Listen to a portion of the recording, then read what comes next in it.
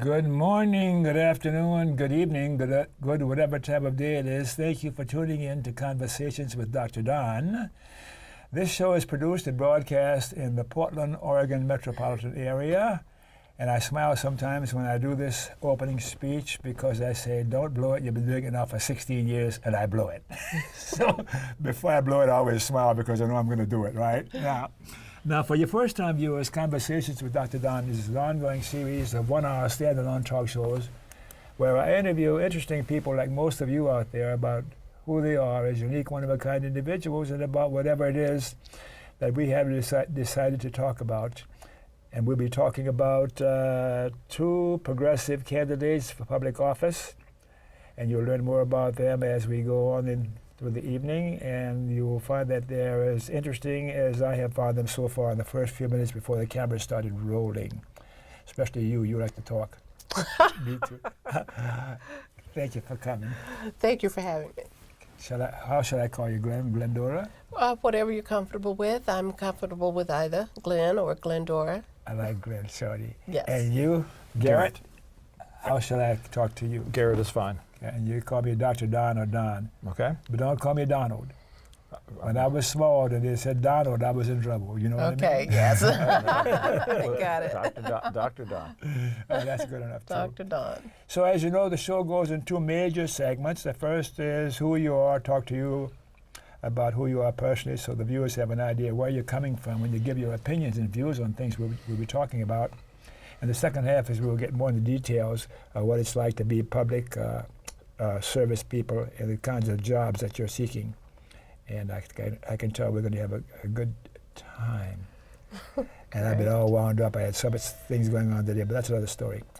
So shall we start now? Yes. Who shall I We should. interrogate, talk to first?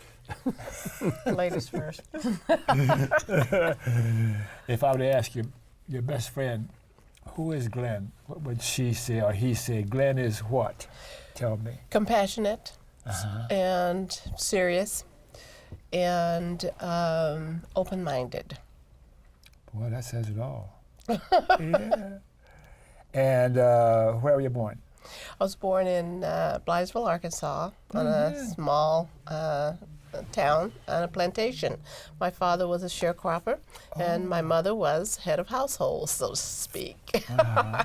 She stayed home. She didn't work the fields. She was domestic oriented, so she stayed home, did the meals, made sure everything was kept in place. I'm not supposed to ask you this, but when were you born? And if I ask you a question you don't want to answer, just slap me. I mean, just don't answer. I once heard someone say they didn't do math, so I'm going to say I didn't do math, but I was born in the early 50s. Just a youngster. Yes. Old enough to understand and young enough to still perform. As far as making a difference in society and understanding the issues that we're faced with because of my background, being born and raised on a plantation during the civil rights movement era, has led me to where I am now. In Arkansas, I bet you've got some stories. Oh, I have plenty of stories, yes. I got a few we will swap sometime. I was born in New Orleans. Oh, okay. Yeah, maybe different experiences, but same circumstances. Yeah, we had some problems with these white boys. Absolutely. Pardon me, Garrett. He already knows. This is not going to be a kumbaya session, okay? He already knows. Yeah. And why were you born? Why was I born? Everyone repeats that question to me when I ask it. Yes, it's unbelievable you would ask that. I mean, it just throws you right off your... That's the idea, to get you on board. Why see? was I born? You got to prepare for this job you're going into. Yeah, you know, absolutely. Right. And so I'm glad you asked because I'm jumping at the bit to share. I was born to do what I'm doing right now, and that is to run for office and ensure that the systems that we have in place works with under leadership that is with integrity, honesty, to provide justice for all, not just some, but for all. And I think that to achieve the change we seek requires change in the face the rest of of that for leadership. the second half of the show. We're talking Yes. about who you are right now. But I can tell right now I've fallen in love with you. With similar thinkings about why I was born, I feel similarly. So let me continue on with interrogating you some more. Yes. And a religious preference, do you have one now? I used to. I was raised under the Baptist principles, Calvin Baptist principles. However, when you learn better, you do better. So I have since come to the understanding that those principles are too changing from religion to religion. So I categorize, classify, excuse me, and define myself now as spiritual. But I do respect religious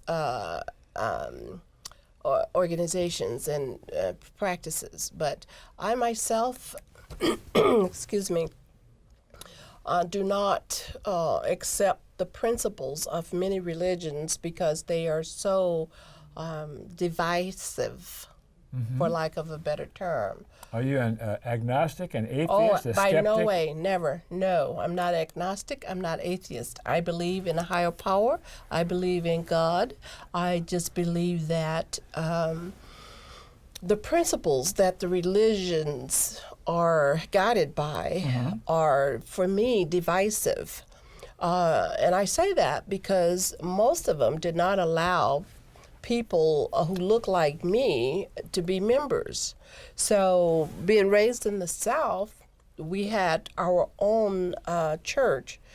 And so as I grew older, I thought if religion was supposed to be fair, then it shouldn't matter what ethnicity one is.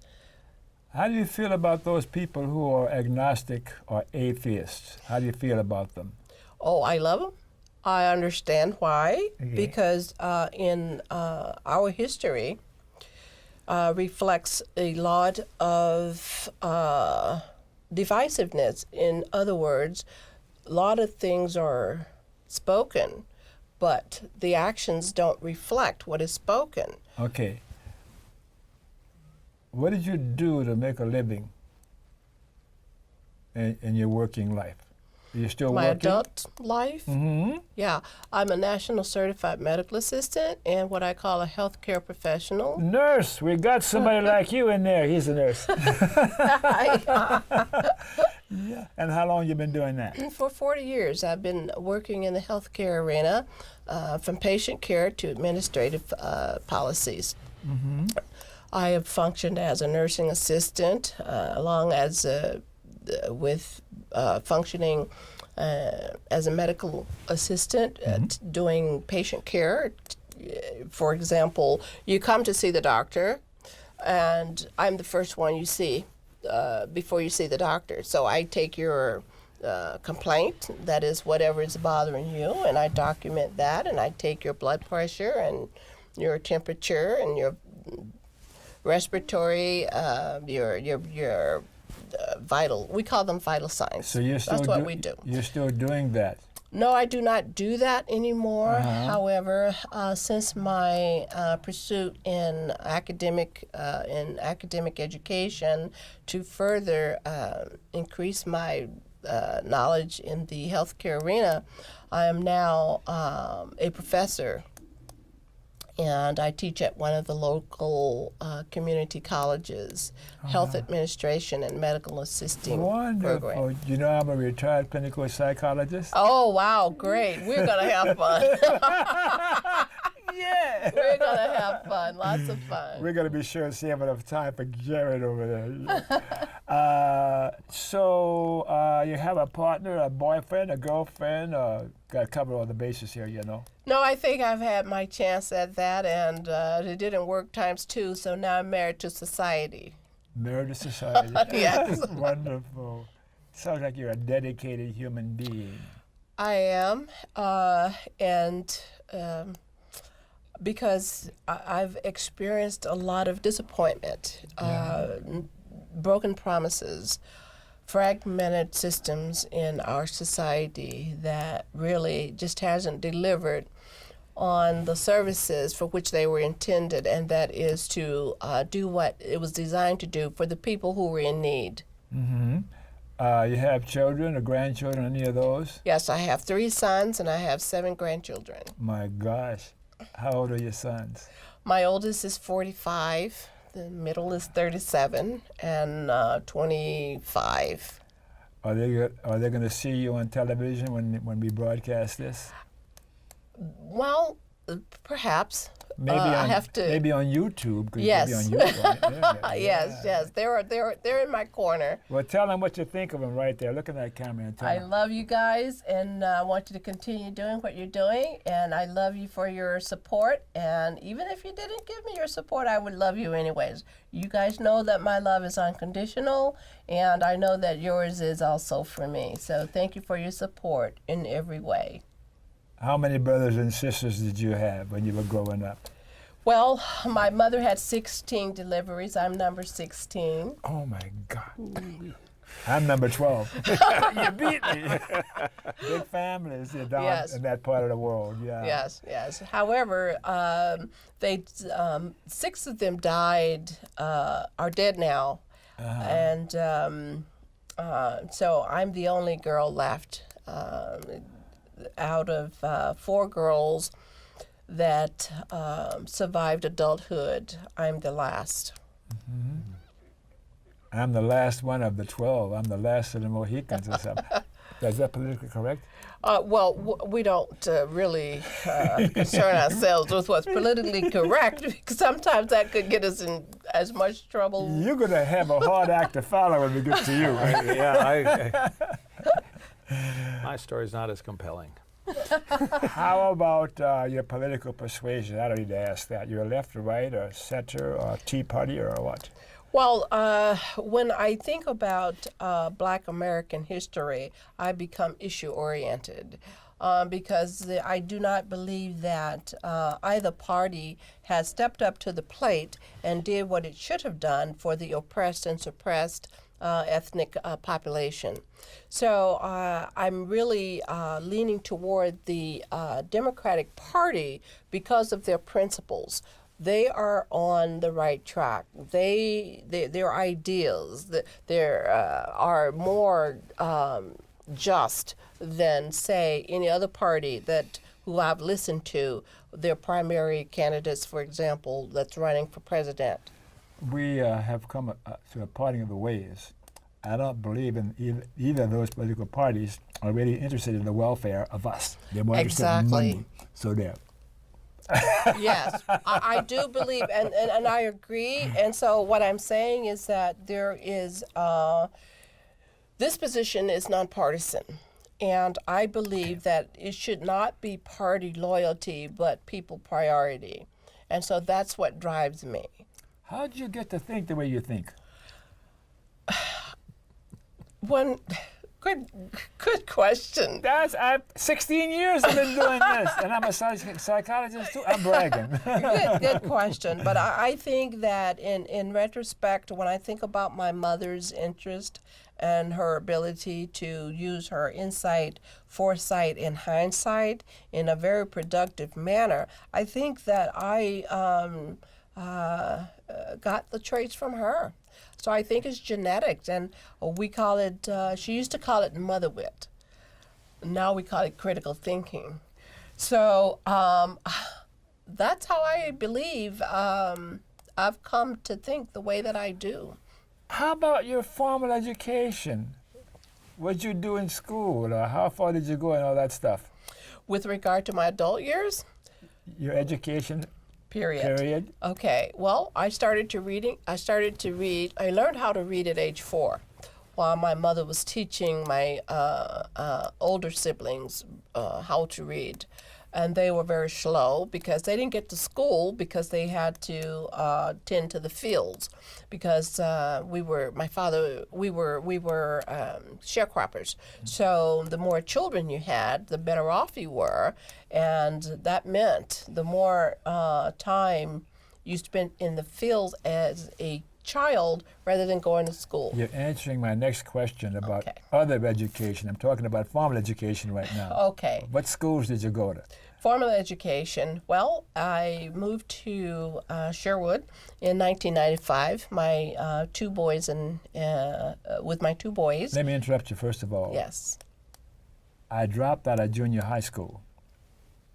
Many years later, I went back, GED. Next thing you know, I'm doing a PhD, dissertation, and the whole thing. Because Mama gave me something, and no matter what's going on, I kept going, and I'm still going. Yes. I'm bragging. Well, that's okay. And I was So brought did up you go to not to college? brag. Yes, I went to college at PCC, Savannah campus in 2001, graduated with an associate's. 2002, I went on to Portland State University, where I earned a dual degree in community health and health educational sciences with a minor in family counseling and geriatrics, and then I went on in 2008. I graduated from University of Phoenix in health administration and policy, and so I went back in 2011 to PSU, Portland State University, where I earned a graduate certificate in public management and policy, and where I did additional studies in political science. And I am currently earning my doctoral degree in specializing in public health policy. Oh, wonderful. Wonderful. Boy, you're done. They ain't talking to you no more. We're almost through with her. Get serious. She's got a lot to say. Memberships in political or social organizations that are worth mentioning. You got one or two in mind that you belong to, or two or three, or what? Membership in the political party. Right now, I am the council advisory member for the largest coordinated care organization called Health Share of Oregon.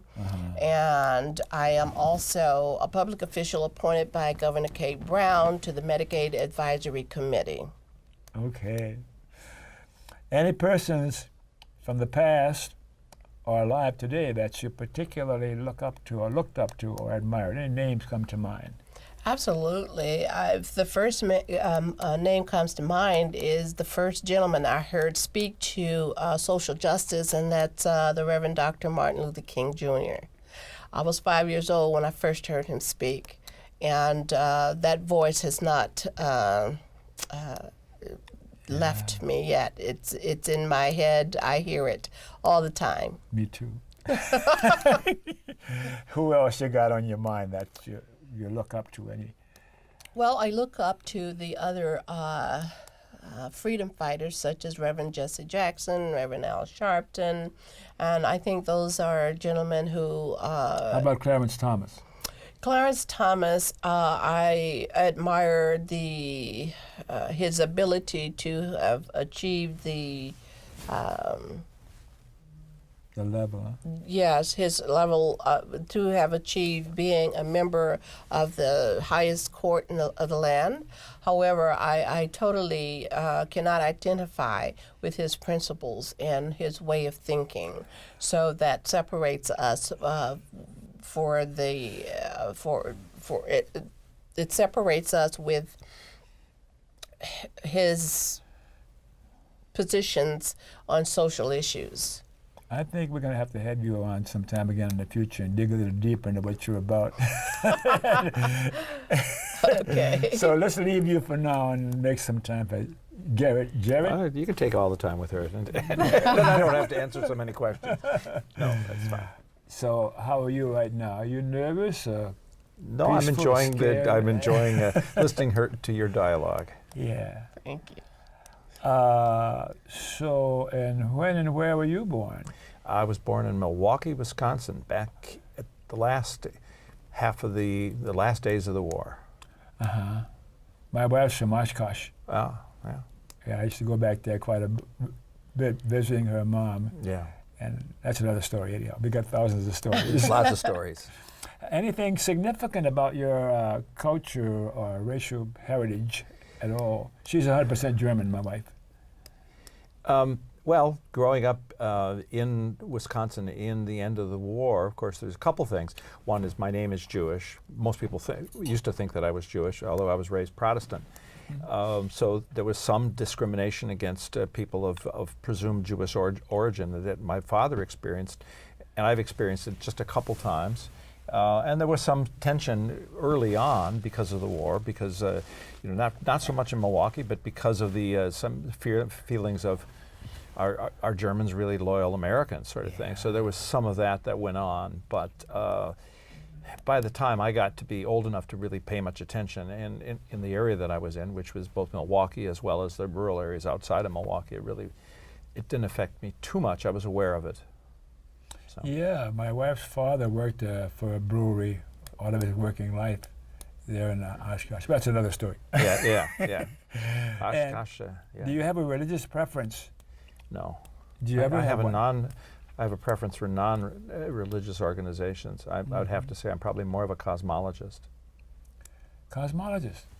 Well, a couple of words about that. Well, cosmologist. I mean, there are higher levels of organization that my brain is not capable of completely understanding. There's entanglement at cosmological levels. There's things that happen in the universe which we can pick and try and understand. But do I think there may be larger patterns that we respond to but don't understand? Probably. How did I get a pair of guests like you in the same show? We're off and running there, Mr. E, my director. You're destined. And your formal education. Formal education. First, I undergraduate at Reed. Mm-hmm. And then I've gotten master's degrees in medical biochemistry from the University of Minnesota and in hydrologic sciences from Cornell. Oh my God. Okay. So I'm sort of a science techno nerd, but I'm an environmentalist with strong political undertones, or is it overtones? I don't know. Both.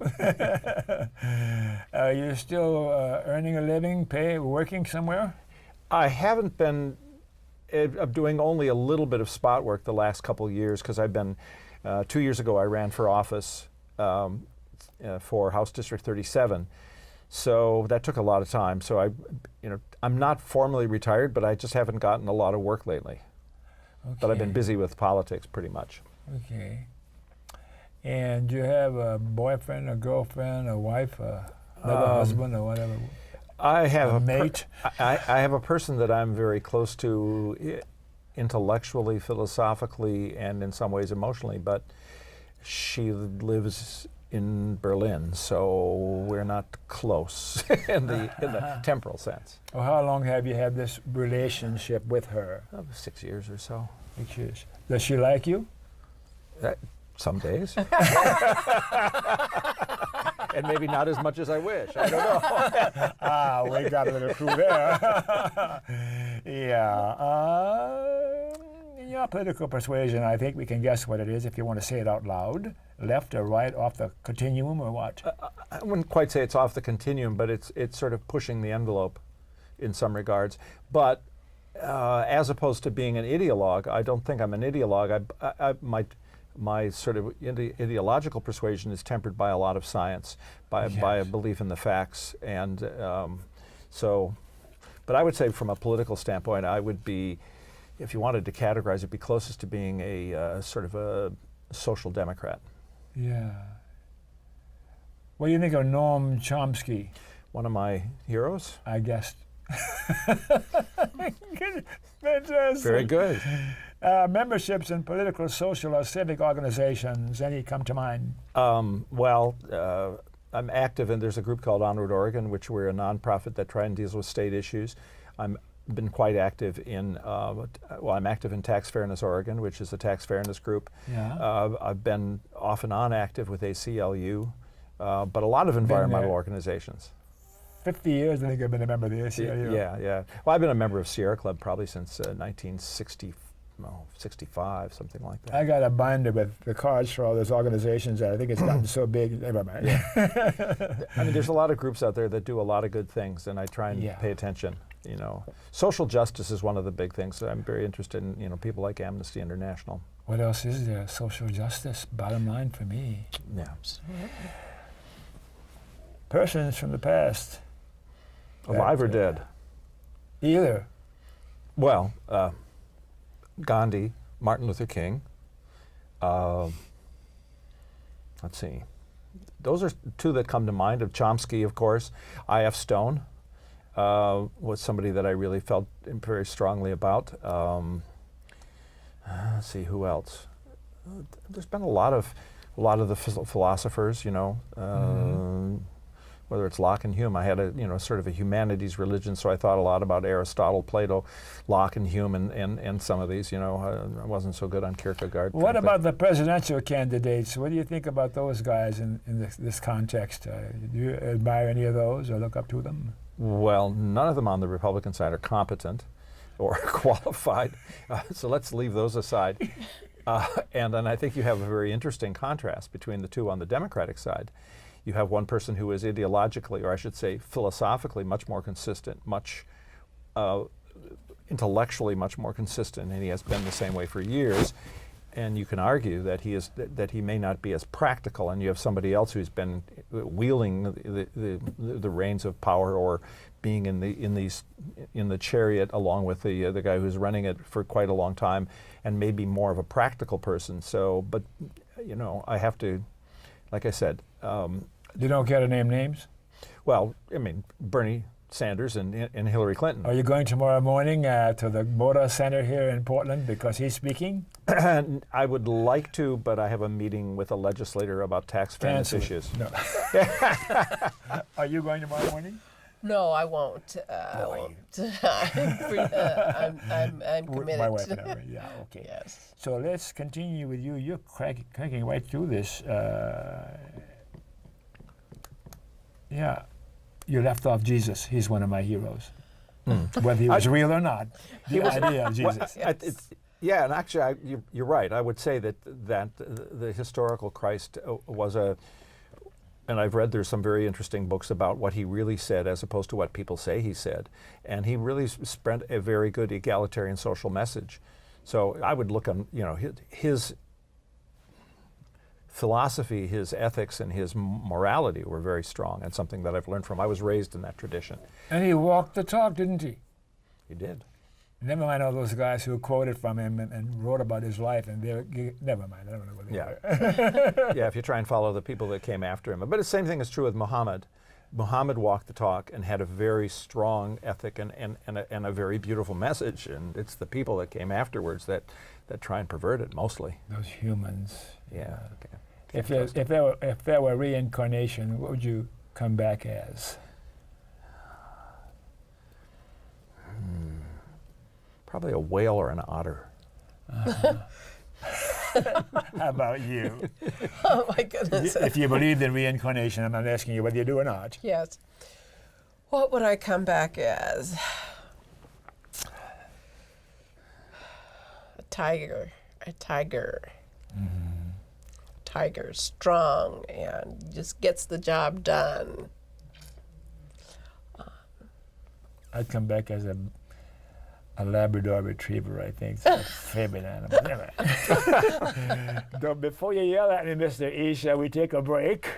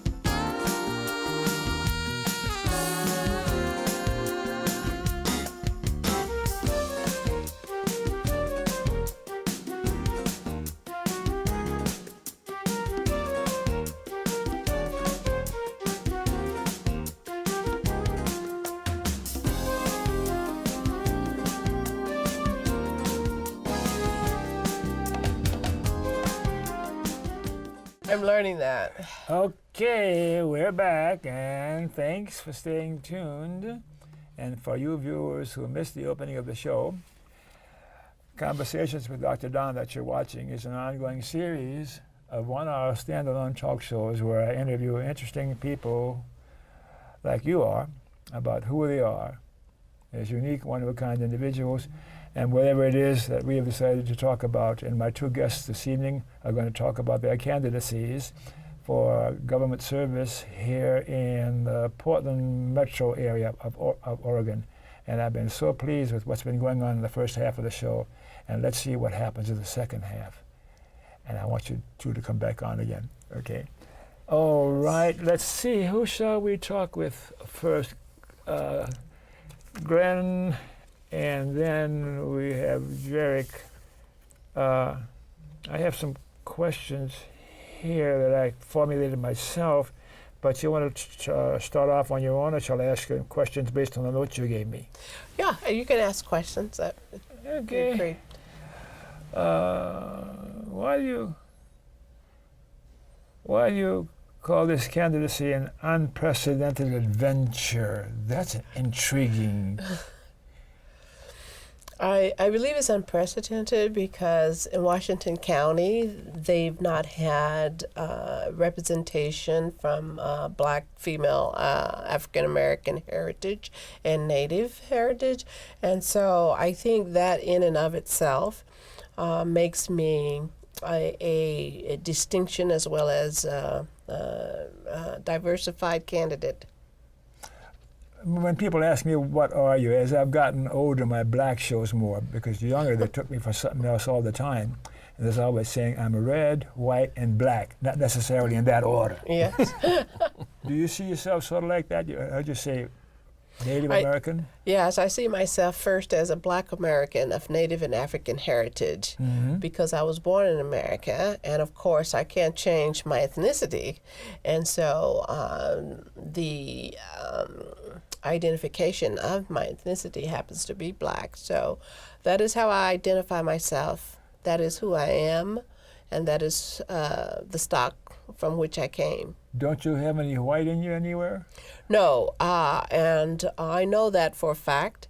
The only white I have in me is accepting and adapting to the white Europeanized principles that we've had to come to accept living in America. Okay. You're challenging a guy named Rogers. We've been in the office for a long time. Why are you challenging him? Isn't he good enough? Well, because I'm a product of his myopic vision. I've lived. Wow, myopic. I've lived in. You sound like Donald Trump. Well, except hopefully I don't think the way Donald does. But I believe that his myopic vision, his short-sighted vision, has not provided for the kind of population that the county now houses, which has changed and to a more diverse demographics, and is steadily changing. And the needs are not being met because these are working class families of people of color and poor people. And so I think that the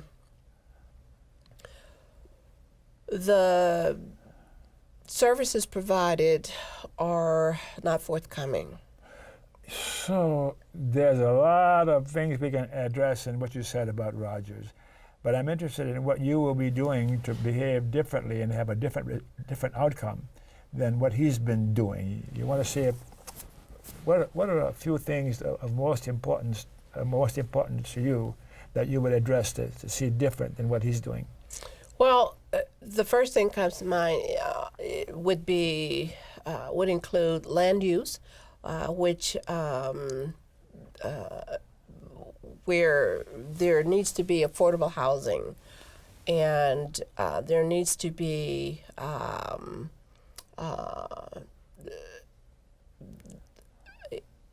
issues such as density, population density, that is not, I think, effectively evaluated.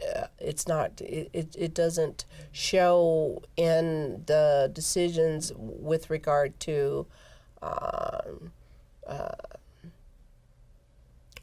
land use.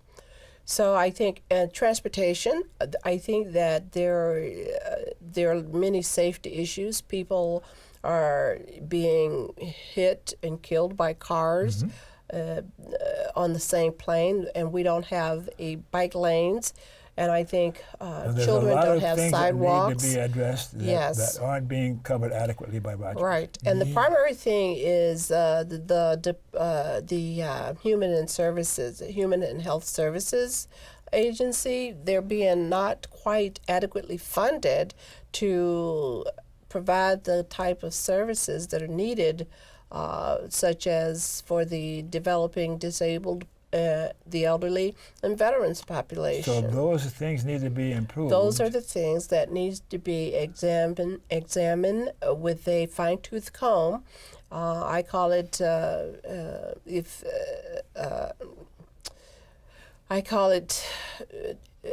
these circumstances need to be examined closely in order to ensure to determine where the problems lie. And so you will be persuasive enough in this position to sway the other members to get these changes made. Yeah, it would definitely change the balance now as it stands. It's a nonpartisan position, but I think what's happening is that one party is in conflict with the other, and it does not often provide the kind of services that's needed that'll be beneficial for the businesses, the constituents, and or the community. So you're president of a local chapter of the National Action Network. What is the National Action Network? The National Action Network is a civil rights organization founded by the Reverend Al Sharpton, and it focuses on people who have been caught up in the system and who do not know how to quite achieve or attain or access the services or the justice that perhaps they should have been. So they call us to help them, and so that's what we do. So they're doing ongoing work? Yes. It isn't just a paperwork thing, right? Right. It's yes. We advise them and advocate for better services within the community, and communicate with organizations that perhaps may be able to help propel them forward in making sure that their issues are addressed. You've been active in the Democratic Party for some time. Yes. You still consider yourself part of the Democratic Party? Yes, I am part of the Democratic Party, and however, it does not mean that I agree with all of the issues that they put forth, but I do entertain them, and I look for the things that could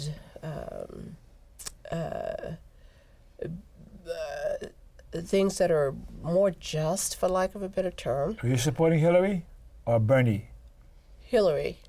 Yeah. I'm a Hillary supporter, and not that I believe Bernie is bad news, because I believe anyone would be better than what the choices are that's on the other side. All right. I'm a Bernie supporter. Reluctantly, we don't have someone speaking just for me who's way out there someplace on the left. But, and yeah, moving right along here, you say you're not part of the establishment. Well, you're belong to the Democratic Party. That's the establishment, isn't it? Yes, that's the establishment. However, but I'm issue oriented, And so the Democratic Party, the progressive, have a better insight into how to approach our problems and present with resolve. And so that is why I embrace them, because they just have a better solution to the problem.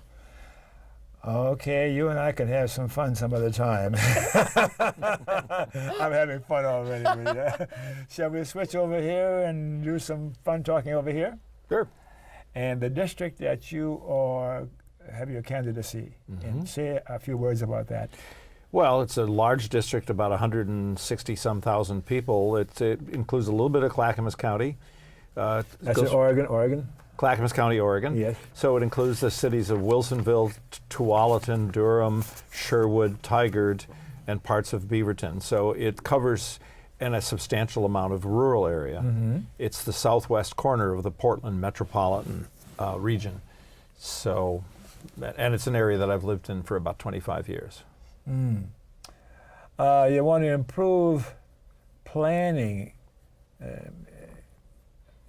a more sophisticated era of planning. That's pretty global. More sophisticated. What does that mean? More sophisticated than what's going on now in planning? Okay. Well, one of the problems, of course, in Metro is most people do not understand exactly what Metro does or why it's important. It's a regional coordinating government. It's the only elected coordinating government in the country. That's what I thought. Yeah. Everybody else has coordinating governments, and I worked for the Lane Council of Governments down in Eugene, and I've worked on contracts with a lot of others. But these are all appointed, like mayors of cities are also part of the thing, so they're not elected independently. But Portland is a little different. So it has about 6 things that it does. It does solid waste planning, it does transportation planning, it does land use planning on a general sense, and it does park and open space. It also manages pioneer cemeteries, and it owns the zoo. And so it does a lot of these things. Land use in the district that I'm in, the biggest issues are probably affordability of housing, and they have a role there, not a major role, and the other one is transportation, and because they plan the transportation, but they don't run the buses. So because they plan the transportation, they have an important role in what they do there. Is this a stepping stone for you going into another higher office or another position? You're going to be a senator one day? I don't think so. I don't have that aspiration. I'm concerned enough about the issues, particularly, and things that I've done all my life, which is solid waste, work on solid waste, work on land use, work on open space and habitat preservation, and work on transportation. I've done this all my life as a consultant. So it's like, I think Metro is moving slower and has gotten a little bit more insulated from what people really think, and it represents the cities, not so much the rural areas. And I have a bit more of a rural area perspective, so I think I can bring a lot of good energy to the area. Okay. Strong labor agreements. What's a strong labor versus a weak labor? What do you? Well, a weak labor agreement right now, Metro. One of the problems Metro has. You'd think in this area that it would be a model, being how it's a representative. It's sort of a little bit of a showcase because we're the only planning. They have a lot of people that they keep on part-time, temporary jobs for long periods of time, and I don't think a public agency institution should do that. I think there's a role for part-time and for temporary positions, but you shouldn't keep people on those as a cost-saving measure for long periods of time just so you can keep your costs down. You need to transition people to family wage jobs. You need them so they can get, we now have better health care because they can qualify for Cover Oregon and things like that. But you need to make sure they have health care and they have all the benefits that you get if you have a full-time wage job. I've talked to some people who've worked for Metro for like 6 or 7 years, and they've been part-time. Part-time, and they work 40 or 50 years. hours. And so I think they're using loopholes to keep people in wrong classifications, and that's what I mean, stronger labor agreements, so that when somebody has been working for a long period of time, that they get a classification that's appropriate to what they're doing. Well, when you consider money and spending, isn't this a wise move, what they've been doing now all these years to keep the costs down? Well, it's hard for me to ask those questions with a straight face. Their motto is to make a great place. Well, if you're cheating the workers that work for you, you're not making a great place, because it's making a great place for the people who live here. It's not just for the buses, or it's not just for the elephants. Yeah. So I think you have to be, the primary thing has to be how we all get along together. And that means behaving honorably and treating the people that work for them. And you also, if you're doing something that's a public entity like this and you're really trying to coordinate, you're doing something for the public good, it's always better if everybody who works there has a strong feeling of we're all working in it together, rather than I'm just an employee and you can lay me off tomorrow if you feel like it. You don't get good loyalty that way. I noticed you had a comment here about improving bike routes, and so you want to be like some of those European cities that are, most of the transportation is by bicycle, and was it in Holland or someplace? Well, it's true in Denmark. It's true in Denmark. It's also true in the Netherlands, and quite fairly true in places like Berlin and Stockholm too. There's a lot of cities, a lot more bicycling. But I live out in a semi-rural area, and the roads are narrow and there's no shoulders. And on the weekends, I see a lot of people bicycling and a lot of cars. And I'm just mostly worried about safety. I'm also worried about the fact that as we have, climate change gets to be something we have to deal with, that people have more opportunities for, you might call, good, healthy recreation in the surrounding areas. I mean, we live in a beautiful area. We have the West Hills, we have, Washington County, we have Clackamas County, we have, parks and recreations and open spaces, and people should be able to get there safely on bicycles. Don't listen to him. We have enough population already in Portland. You Californians don't come over here anymore. Never. This is a beautiful place, country. It's Oregon, yeah. And the Columbia River crossing, that's been sort of back and forth for some years now. What is the Columbia River crossing? Well, we have the I-5 bridge over the river. And it has a lot of problems. One, it's very old. The bridge between Oregon and Washington? Between Oregon and Washington. Over the Columbia River. That's a big river, isn't it? It's a big river. It's the marquee river of the West. Uh-huh. It's a significant river. It has totemic significance as well as commercial significance. It's a salmon habitat. It's important for the tribes. I mean, their sustenance was based upon that. Our forests depend on the salmon coming back and dying and creating nutrients. So it has a lot more than just physical, practical significance. But we have a bridge across it, and it's not seismically stable. So that's the first thing. I mean, as I tell people, I said, I know we're going to rebuild the bridge, but let's do it before we have the Cascadian subduction quake rather than afterwards. So if there's a major quake, the bridge isn't going to handle it. That's the existing bridge right now. The existing bridge is not built. It was built 50 years ago. Why is it taking so long to get the new, better bridge built? Yeah, there's a lot of reasons there. Some of it has to do with when they started thinking about it, they didn't think about it in terms of what you might call community values. They thought about it in terms of engineering solutions. And so they started out as, let's build a bridge and let's widen the freeway. This is an engineering solution. We can come up with an engineering. They didn't think about, all right, how does this affect Hayden Island? How does this affect the North neighborhoods? How do we control traffic rather than make it wide for traffic? Because you can control traffic on a bridge if you have mass transit and if you have tolls or some way to restrict it. You can restrict lanes and so forth. It also needs to be able to make better business, because most of the people, most of the trucks and stuff, they're going down to Swan Island or going to Northwest Portland. Other crossings from state to state. Yeah. So there were a lot of other values that they didn't really take into account. And the one thing that I think is, because I've been a consultant, I know how to read reports. We wasted $250 million on consultant reports, and they classic is they didn't even ask the Coast Guard whether they need to raise it a little higher to get this, some of the commerce out. Well, this is just something you just don't do. I've done enough contracts and worked on enough large projects that you know how to read these things and say, well, that's BS. That's just consultant BS, So what's the status of it right now? Is there a final bridge on the blueprint? Nope. We're still in negotiation on what to do? It's pretty much not. Nobody wants to talk about it. Everybody knows it has to be done, but nobody's want to talk about it. Nobody's pushing it forward. ODOT is not talking about it. One of the problems, of course, was, and now they say, because we don't know if they can get many more funding from the federal government, because a large proportion proportion of the funding will come out of the federal government because it's an interstate highway, of course. Yes. So I don't know what is going on behind the scenes, but you don't read anything about it right now. Everybody's sort of afraid to talk about it, in part because Vancouver hasn't wanted mass transit. So you got to reach out to Vancouver and say, come on, guys. So this position you're running for, will you have any say or any influence on the decision to get this thing going?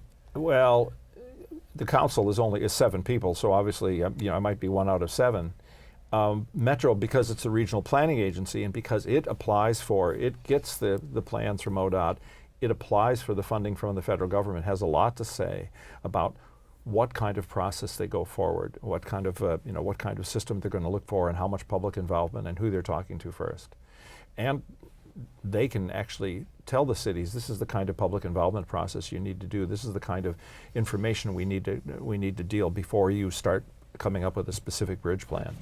I would not be involved in actual design. Replacing with a bridge that is seismically sound, reflects local communities' concerns, and you already talked about that. Now, I'm aware time is running short, but I want to leave enough time for you to take a couple minutes and tell the viewers whatever comes to your mind, and even if it's a commercial for your position or whatever else. I think I'll let you go first. Okay. Talk to the viewers about whatever you want to. Okay. Yeah, that camera. I don't see a light. I'm not sure which camera you want me to talk to. This one here. Okay. This one, yeah, the light isn't on, but that's okay. All right. The reason I'm running is because I have the skill set, I think, that matches the kinds of things that Metro does, because I've been concerned, I've lived in the area, I represent a rural perspective as well as understand it. I understand the problems they face, and I have the technical background to look at things. So I'm running. It just seems like it's an appropriate thing where I can provide and bring a good perspective and a lot of energy to this particular position. I have a large interest in what's going on statewide and state policy, and so I'm aware of both the social justice issues, which has a lot to do with when you build something this big, of how you affect communities. I also am aware of the tax, the financing issues, and how our overall financing system can affect education. Education is one of my highest priorities. I've been a teacher.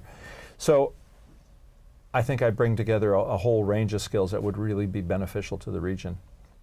And I guess that's the long and short of it. That's a nice long and short of it. Glenn. Yes. There's your camera. Tell them everything that you want to tell them in a couple of minutes. Yes, I want you to know that I am a product of our failed systems, practices, and policies, and I would like to help fix that.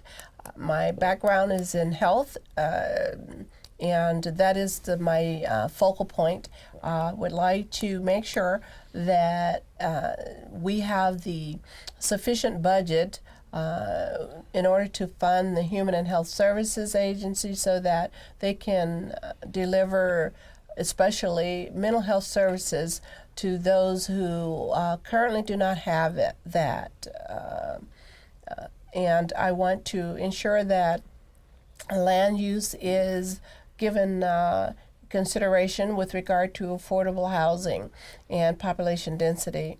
I want to ensure that transportation is considered and work with the other organizations and agencies that oversee transportation issues so that we can have sidewalks for the kids to get to and from school, and we can have deliveries to market, delivery of goods to market, and so we can provide for easy access for emergency first responders to get in and back and forth in answering emergency calls. So those are the things that I would like to help improve upon once I'm elected. And please, I need your support. I need to get my name out. This is the first time running. And so to that end, I am not part of the establishment. So electclaybrooks.org is the website. You can go and donate, and I'm looking forward to serving the people. Thank you. All right, we've got a minute or so left. What do you think of Obama's presidency so far, both of you? Gosh, I think he's done an outstanding job given the opposition and obstruction that he's endured. He's one of the best presidents thus far that our country has ever seen, despite the hatred that he's experiencing and the disrespect from the House and the Senate. I think he's done a wonderful job, and I'm happy to live to see first Black president of the United States. What do you think of his presidency? I think very highly of him as a person, as an honorable person, ethical, and I think he's shown his statesmanship when in his speeches in Cuba and in Argentina. I disagree with him specifically on some policies, but I think he's been a very good president, and I think history's going to judge him very well. Well, let's do a few public service announcements. And I want to tell the viewers and how to get my shows, a local broadcast schedule in the studios around the country, and go to donbaham.com and click on present day activities, and you'll get that. And my shows on the web, Don Baham YouTube, there's 16 years of interviews on there, all sorts of people I've interviewed. And the ACLU, that's my favorite, the American Civil Liberties Union. I've been a member for centuries, it seems. Without the ACLU, our country would be in more serious trouble as far as civil liberties are concerned. And this is the one I was telling you about a minute ago. I was reading the wrong script to get my shows on other stations, pegmedia.org, go there. And do we have another one? We got to end corporate personhood. Go to www.movetoamend.org so we can amend the Constitution and say that corporations are not persons and money is not speech. And thanks for watching. Remember KFC, my favorite KFC, not Kentucky Fried Chicken, Dr. Don's KFC. Be kind, be friendly, and be charitable to you too. And you too, nurse. You too. Thanks again. See you next time.